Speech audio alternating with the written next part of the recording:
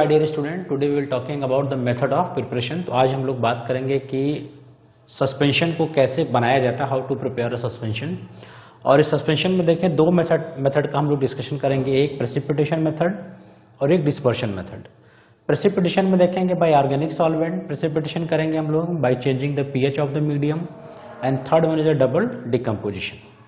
तो सस्पेंशन बनाने से पहले कोई भी सस्पेंशन अगर हम लोग प्रिपेयर करते हैं तो जब सस्पेंशन बनाएंगे तो उसके पीछे एक एम होगा। वो एम क्या होगा, क्या ऑब्जेक्टिव होंगे हमारे। एम की जब बात करते हैं तो जब भी सस्पेंशन प्रिपेयर करेंगे तो किन किन चीजों का ध्यान रखेंगे।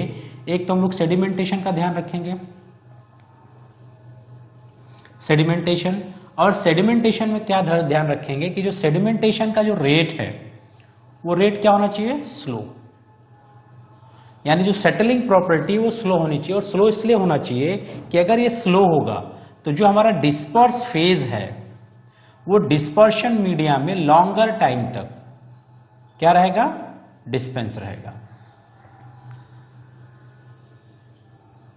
यानी डिस्ट्रीब्यूट रहेगा। अब ये डिस्पर्शन फेज डिस्पर्शन मीडिया में लॉन्गर टाइम तक अगर डिस्ट्रीब्यूट रहे तो उसका फायदा क्या होगा, इसका फायदा होगा कि हमारे पास एक्यूरेट डोजिंग होगी, यानी हम उसको एक्यूरेट डोज दे पाएंगे। और एक्यूरेट डोज तभी दे पाएंगे जब हमारा डिस्पर्शन फेज डिस्पर्शन मीडिया में लॉन्गर टाइम तक डिस्ट्रीब्यूट रहे।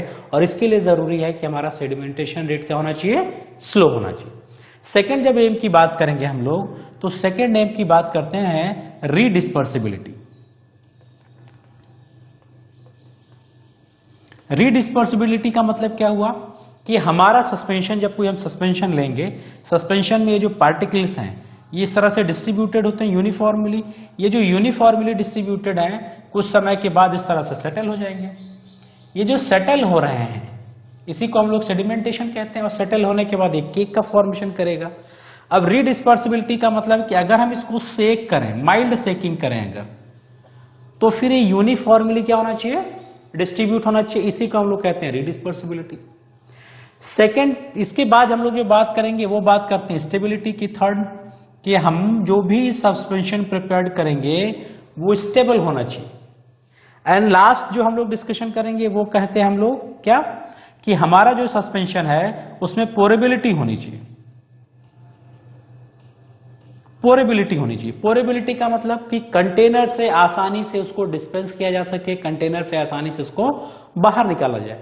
तो ये सारी चीजें हम लोग आइडियल प्रॉपर्टी ऑफ सस्पेंशन में पढ़े हैं। इसके अलावा बहुत सारे पॉइंट्स हैं जो आइडियल प्रॉपर्टीज में पढ़े हैं। उन सारे पॉइंट्स को फोकस करके हम लोग सस्पेंशन को प्रिपेयर करेंगे। लेकिन इस चीज का ध्यान रखेंगे कि सेडिमेंटेशन रेट स्लो हो, हमारा सस्पेंशन स्टेबलाइज हो, उसमें रीडिस्पर्सिबिलिटी हो और पोरेबिलिटी आसानी से हो। पहला मेथड देखें प्रेसिपिटेशन। मैंने कहा प्रेसिपिटेशन में 3 मेथड है, तो प्रेसिपिटेशन लिखेंगे। और प्रेसिपिटेशन में सबसे पहला मेथड देखेंगे ऑर्गेनिक सॉल्वेंट। नाम ही आ रहा है प्रेसिपिटेशन। प्रेसिपिटेशन का मतलब है कि हम लोग इसमें क्या बनाएंगे, प्रेसिपिटेट। और प्रेसिपिटेट बनाने के लिए, यानी प्रेसिपिटेट को फॉर्मेशन करने के लिए 3 मेथड्स यूज करेंगे जिसकी वजह से हम लोग प्रेसिपिटेट करेंगे। और प्रेसिपिटेट करने का मतलब क्या है कि पहले हम लोग ड्रग को क्या करते हैं, सॉल्युबलाइज करेंगे। और सॉल्युबलाइज करने के बाद फिर इसको प्रेसिपिटेट फॉर्म करेंगे। तो एक बार ड्रग सॉल्युबलाइज हुआ, इन सब सॉल्युबलाइज हुआ तो ये मोनोफेजिक हुआ। मोनोफेजिक यानी ड्रग सॉल्युबलाइज। अब सॉल्युबलाइज होने के बाद जब सिस्टम से बाहर निकालेंगे उसी को बोलेंगे प्रेसिपिटेशन। और ये प्रेसिपिटेट करने के लिए हम लोग ये 3 सिस्टम का यूज करेंगे। या तो ऑर्गेनिक सॉल्वेंट यूज करेंगे, या तो पीएच को चेंज करेंगे, या तो डबल डिकम्पोजिशन मेथड यूज करेंगे। अब बाय ऑर्गेनिक सॉल्वेंट में क्या है कि यहां पे प्रेसिपिटेशन में मैंने कहा कि पहले ड्रग को सॉल्युबलाइज करेंगे और सॉल्युबलाइज करने के बाद प्रेसिपिटेट करेंगे। तो ऑर्गेनिक सॉल्वेंट में हम लोग प्रेसिपिटेट करने के लिए क्या यूज करते हैं, organic solvent. Drug dissolve in organic solvent. अब ये ड्रग को डिसॉल्व करेंगे ऑर्गेनिक सॉल्वेंट में। क्यों, क्योंकि सस्पेंशन कहने का मतलब यह है कि हमारा जो ड्रग है वो इनसॉल्युबल होगा किसमें, वाटर में। तो अगर हमें वाटर में सस्पेंशन बनाना है तो ये जो ड्रग तो वाटर में इनसॉल्युबल है, तो प्रेसिपिटेट करने के लिए हम लोग इसको क्या करेंगे, ऑर्गेनिक में डिसॉल्व करेंगे। अब जब ये ऑर्गेनिक सॉल्वेंट में डिसॉल्व होगा तो क्या बनाएगा, मोनोफेजिक, यानी पूरा सिस्टम में डिसॉल्व हो गया। अब डिसॉल्व होने के बाद इसको प्रेसिपिटेट करना है। प्रेसिपिटेट करने के लिए ऑर्गेनिक फेज को वाटर में जैसे डालेंगे स्टैंडर्ड कंडीशन में आपका ड्रग क्या होगा, प्रेसिपिटेट होगा। और ये जो ड्रग प्रेसिपिटेट होगा, ये ड्रग किसमें प्रेसिपिटेट होगा, वाटर में। अब चूंकि ड्रग वाटर में इनसॉल्युबल है तो क्या बना देगा, सस्पेंशन। और जब ये प्रेसिपिटेट बना तो इसका पार्टिकल साइज 1 से 5 माइक्रोन मीटर होता है, जो कि बहुत फाइन पार्टिकल साइज होगा। और जब बहुत फाइन पार्टिकल साइज होगा तो हमें पता है कि जब फाइन पार्टिकल साइज आएगा तो सेडिमेंटेशन रेट ऑटोमेटिक क्या हो जाएगा, स्लो हो जाएगा। और हमारी प्रायोरिटी है कि सेडिमेंटेशन रेट को क्या किया जाए, स्लो किया जाए। ठीक, अब इसका एग्जाम्पल दिया गया, prednisolone is precipitated by methanolic solution to produce suspension in water. इसका मतलब ये जो प्रेडनिसोलोन है ये वाटर में इनसॉल्युबल था। हम इसको पहले किस में सॉल्युबलाइज किए, मेथनॉल में। मेथनॉल में सॉल्युबलाइज करने के बाद जैसे इसको वाटर में ऐड किए, वो आपका जो प्रेडनिसोलोन है वो प्रेसिपिटेट हो गया। और प्रेसिपिटेट होने के बाद क्या बना दिया, सस्पेंशन। अब ये होता कैसे है, ये जो चीज मैं बता रहा हूं कि ये जो प्रेसिपिटेट हो रहा है ये होता कैसे है, इसके लिए अगर एक एग्जांपल से इसको देखा जाए कि यहां पे चीजें क्या है, क्या ऑर्गेनिक सॉल्वेंट है, यहां पे वाटर है, यानी हमने यहां पे लिया मेथनॉल, वाटर, और ड्रग हमारे पास प्रेडनिसोलोन।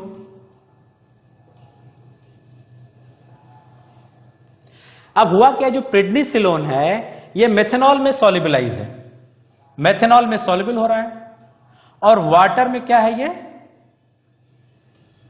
इनसॉल्युबल है। ठीक, ये ड्रग की प्रॉपर्टी होगी। ये जो मेथनॉल है ये वाटर में सॉल्युबल है। ठीक, अब हुआ क्या कि ये जो प्रेडनिसोलोन है, जब हमने इसको मेथनॉल के साथ मिक्स किया तो प्रेडनिसोलोन सॉल्युबलाइज हुआ। अब इस सॉल्यूशन को जैसे हमने वाटर में ऐड किया, वाटर में ऐड करने के साथ मेथनॉल वाटर में तो मिक्स हो गया, ये मिक्स हो गया, लेकिन जो प्रेडनिसोलोन है ये क्या हो गया, प्रेसिपिटेट हो गया। और ये प्रेसिपिटेट क्यों हुआ, यहां पे बात की जाती है एफिनिटी की। एफिनिटी, एफिनिटी मींस मेथनॉल की एफिनिटी प्रेडनिसोलोन के साथ भी है और वाटर के भी साथ है। यानी ये जो मेथनॉल है ये प्रेडनिसोलोन के साथ भी रहेगा, वाटर के साथ भी रहेगा। लेकिन जब एफिनिटी की बात करेंगे तो प्रेडनिसोलोन के साथ इसकी लोअर एफिनिटी है, लेकिन वाटर के साथ इसकी हायर एफिनिटी। ठीक, यानी इन दोनों से मेथनॉल को अगर प्रेडनिसोलोन और वाटर में से किसी एक को चूज करना पड़े, किसके साथ जाएगा, तो मेथनॉल किसके साथ जाएगा, वाटर के साथ। और जैसे ये वाटर के साथ जाएगा प्रेडनिसोलोन को छोड़ देगा, प्रेडनिसोलोन प्रेसिपिटेट हो जाएगा। तो यहां पे एफिनिटी के पॉइंट ऑफ व्यू से किया गया कि मेथनॉल में प्रेडनिसोलोन सॉल्युबलाइज लोअर एफिनिटी के साथ, मेथनॉल को जैसे वाटर में डाला गया, मेथनॉल के वाटर के साथ हायर एफिनिटी थी, मेथनॉल वाटर में मिक्स हुआ और प्रेडनिसोलोन को छोड़ा तो प्रेडनिसोलोन क्या हो गया, प्रेसिपिटेट हो गया। इसका एग्जांपल आप लोग अपने से कम्युनिकेट कर सकते हैं। क्लास में आप पढ़ते हैं, जब आप क्लास में पढ़ते हैं तो आपके बहुत सारे दोस्त होते हैं, लेकिन उसमें से किसी के साथ आपकी एफिनिटी ज्यादा होती है और किसी के साथ आपकी एफिनिटी कम होती है। होता क्या है, जिस दिन आपके साथ हायर एफिनिटी वाला एब्सेंट होता है, बहुत जो अच्छा मित्र है, वो उस दिन अगर एब्सेंट हो गया तो आप लोअर एफिनिटी के साथ घूमने लगते हैं। और जब लोअर एफिनिटी के साथ घूमे, जैसे ही हायर एफिनिटी वाला आपके पास आता है, आप लोअर एफिनिटी के फ्रेंड को छोड़ के हायर एफिनिटी के साथ घूमने लगते हैं।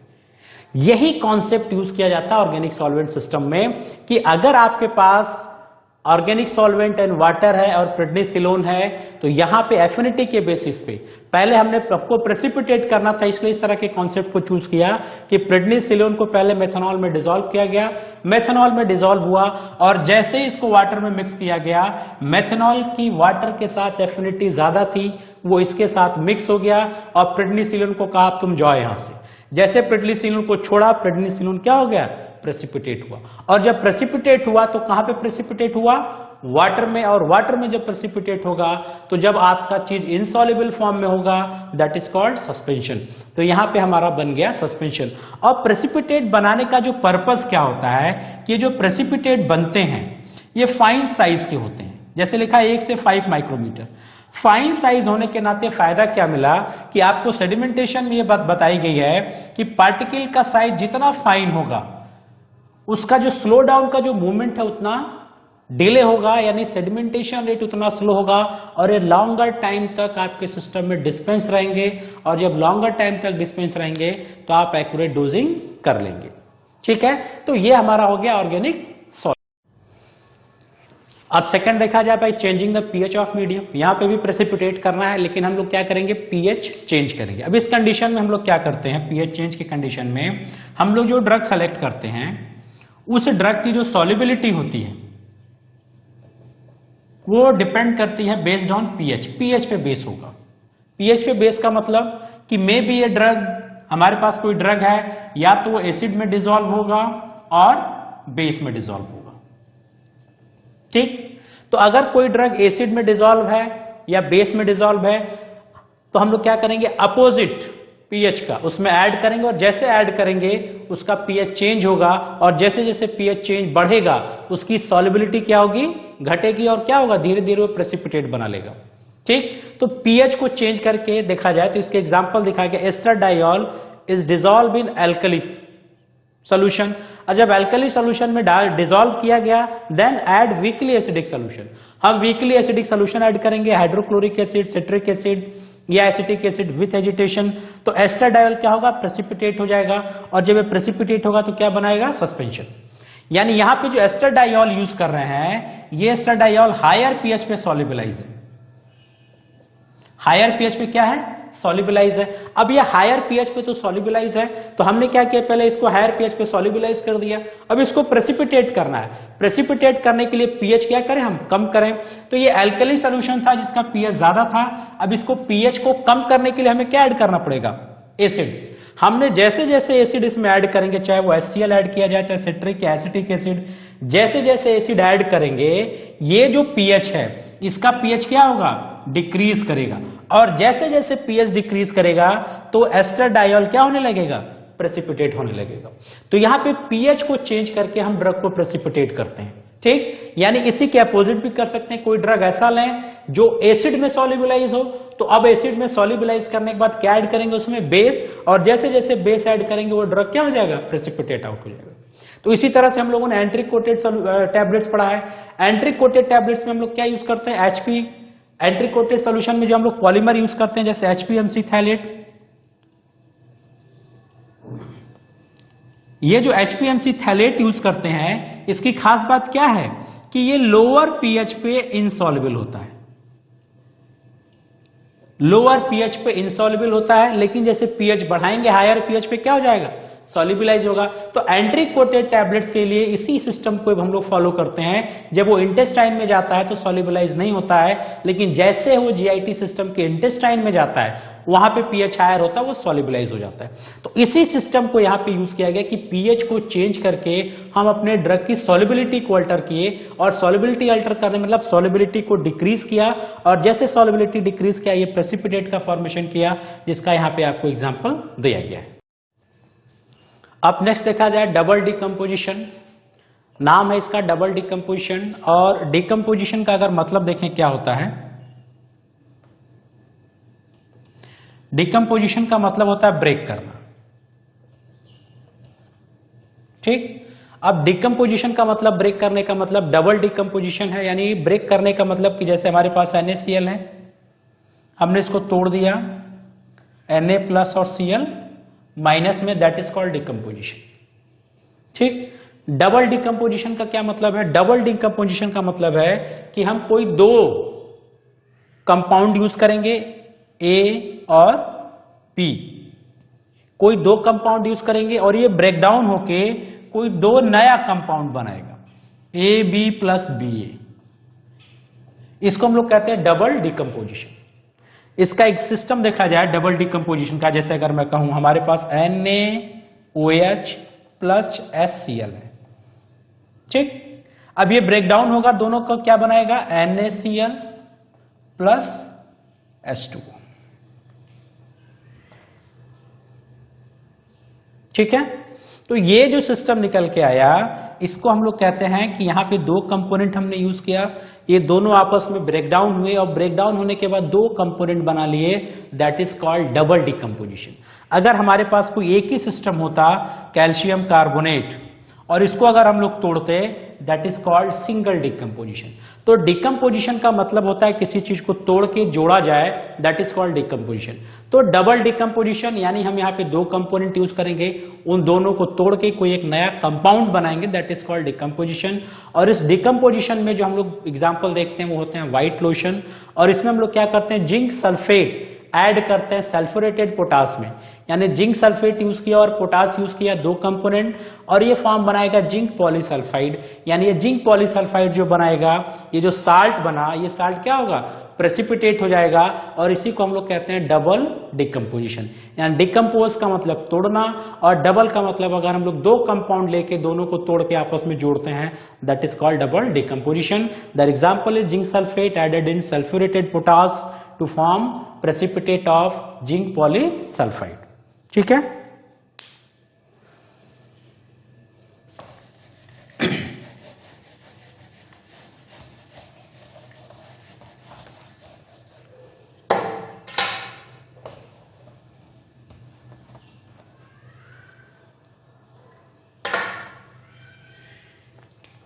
अब इसके बाद डिस्पर्शन मेथड है हमारे पास।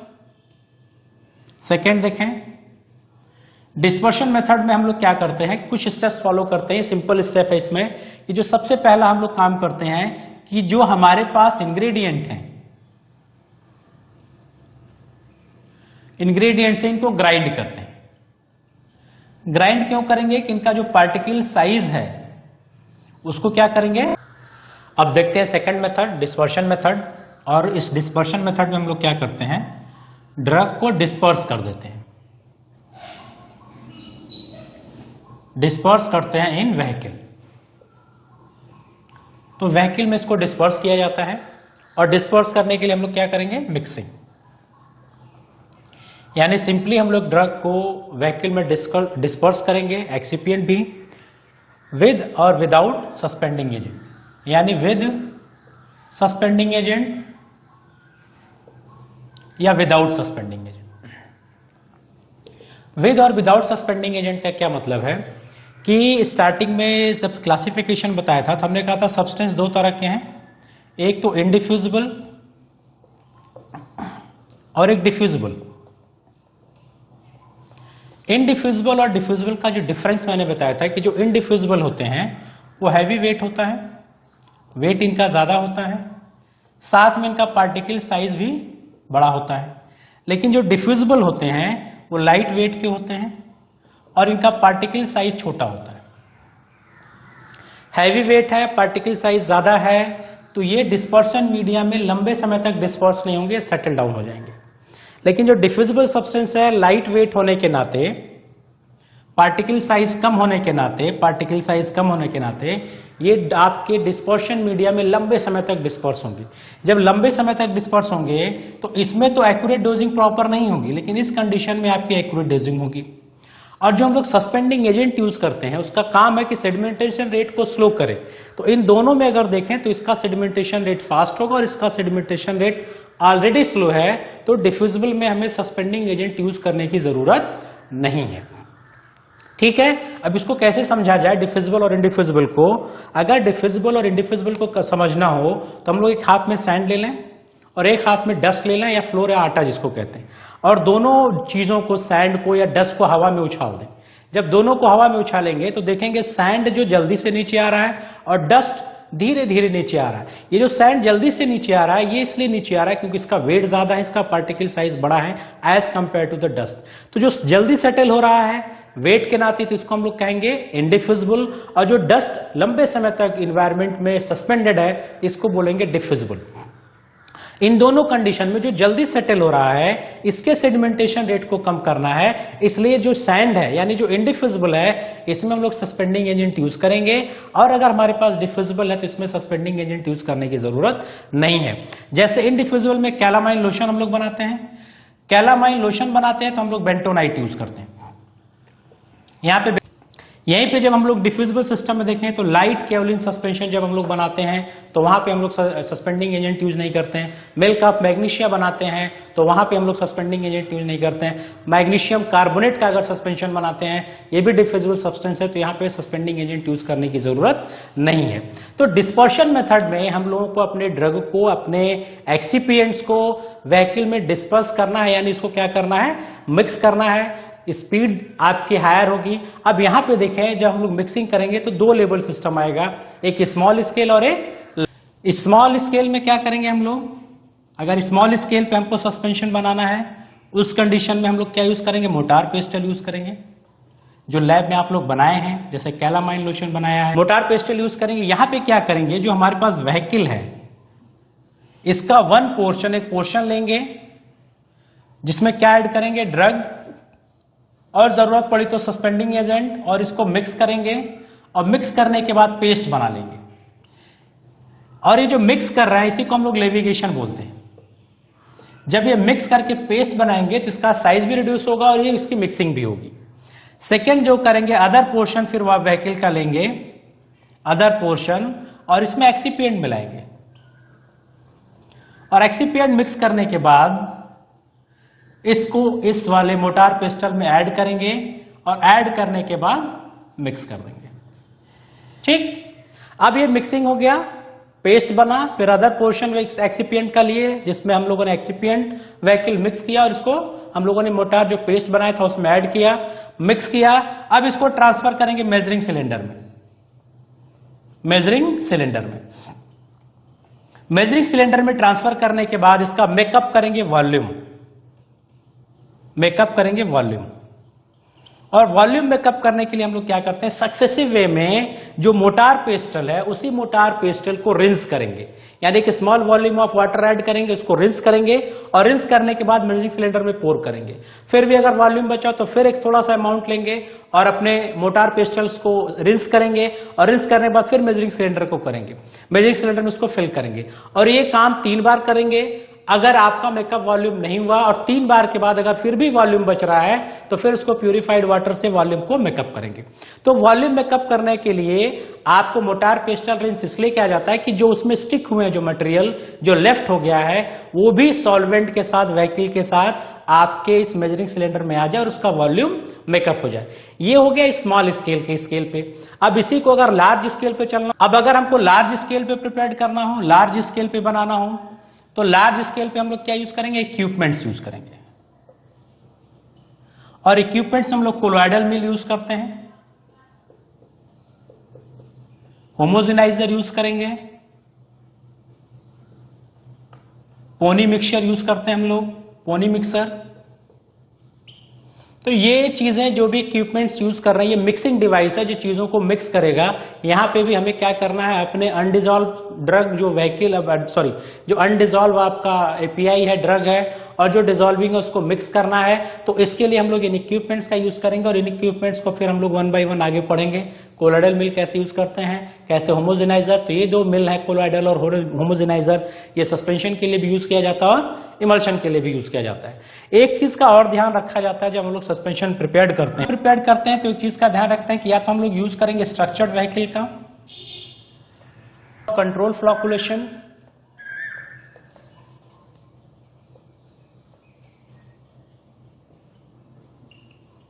या बोथ।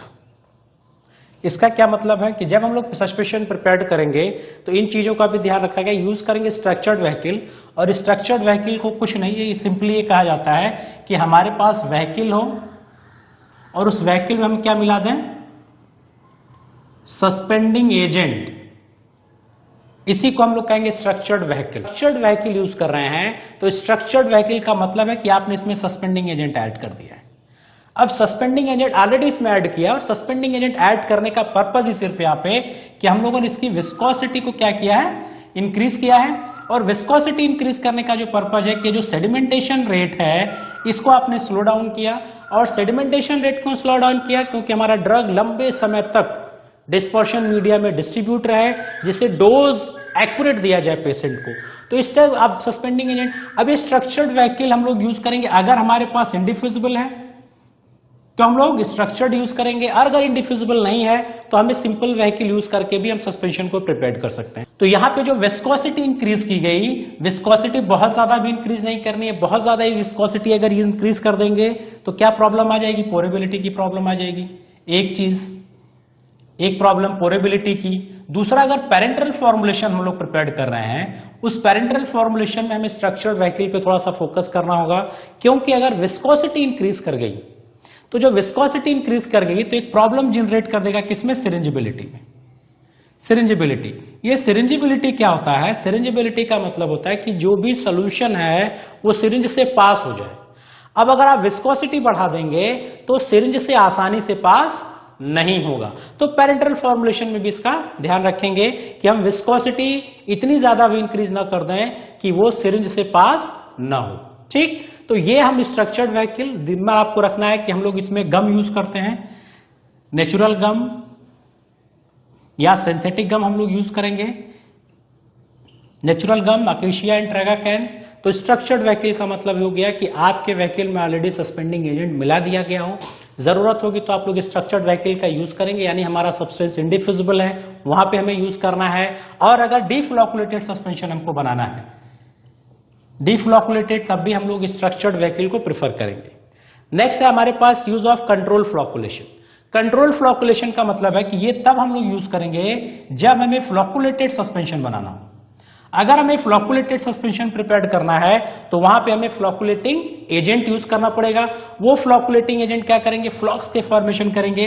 और फ्लॉक्स को मैंने कहा था कि ये इंडिविजुअल पार्टिकल है, अगर इसको इसी तरह से डायरेक्ट डिस्पर्स कर दें तो इसको डिफ्लोकुलेटेड कहेंगे, और इसको अगर इस तरह से जोड़ दिया जाए तो इसको हम लोग कहेंगे फ्लोकुलेटेड सस्पेंशन। तो फ्लोकुलेटेड के लिए पार्टिकल्स का एग्रीगेशन करना है, और एग्रीगेशन करने के लिए हम लोग क्या यूज करते हैं, फ्लोकुलेटिंग एजेंट, और जिसमें हम लोग यूज करेंगे SLS, sodium lauryl sulphate, tween use करते हैं, स्पैन यूज करते हैं, ये चीजें हम लोग यूज करेंगे एज ए फ्लोकुलेटिंग एजेंट। और लास्ट में लिखा गया दोनों, तो जरूरत पड़ेगी तो हम लोग दोनों यूज करेंगे। और दोनों यूज करने का पर्पज है कि फ्लोकुलेटिंग एजेंट यूज किया फ्लॉक्स बनाने के लिए, और स्ट्रक्चर्ड व्हीकल अगर हम लोग यूज कर रहे हैं तो वहां का जो पर्पज है टू इंक्रीज द विस्कोसिटी, और विस्कोसिटी इंक्रीज करने से हमारा सेडिमेंटेशन रेट डाउन हो जाता है। तो ये हमारा है मेथड ऑफ प्रिपरेशन, कैसे हम लोग बनाएंगे। दो मेथड हम लोगों ने डिस्कशन किया, वन प्रेसिपिटेशन, सेकंड हम लोगों ने किया डिस्पर्शन। प्रेसिपिटेशन में जो याद रखना है कि हमें क्या करना है कि अपने ड्रग को पहले सॉल्युबल फॉर्म में लेना है, और सॉल्युबल करने के बाद उसको प्रेसिपिटेट करना है। और प्रेसिपिटेट करने के लिए तीन मेथड आपने यूज किया। एक हम लोगों ने यूज किया ऑर्गेनिक सॉल्वेंट ऐड किया, दूसरा हम लोगों ने पीएच को चेंज करके देखा, और तीसरा हम लोगों ने देखा डबल डिकम्पोजिशन, जहां पे हमने आपस में क्या किया था, रिएक्शन, और रिएक्शन कराने से क्या बना, प्रेसिपिटेट।